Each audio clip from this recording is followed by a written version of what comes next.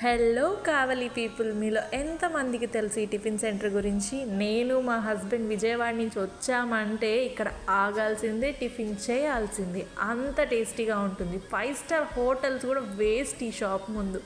అసలు దోశ షేర్వా ఉంటాయి.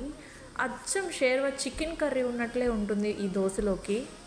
ఒక్క దోశ 7 రూపాయలు మాత్రమే. దోశ మాత్రమే కాదు, ఆనియన్ బోండా ఉంటుంది. అబ్బాబ్బాబ్బా, 10 రూపీస్కి 2 బోండాలు. చాలా అంటే చాలా టేస్టీగా ఉంటుందండి ఇక్కడ టిఫిన్ మాత్రము. ఇది మన బజాజ్ షోరూమ్ ఉంటుంది కదా, దాని ఎదురుగానే ఉంటుంది. పక్కన సాయి కంప్యూటర్ కోచింగ్ సెంటర్ ఉంటుంది అనుకుంటాను.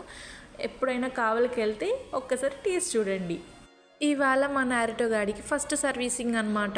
అందుకని కార్ సర్వీస్ సెంటర్కి అయితే వచ్చేసాము.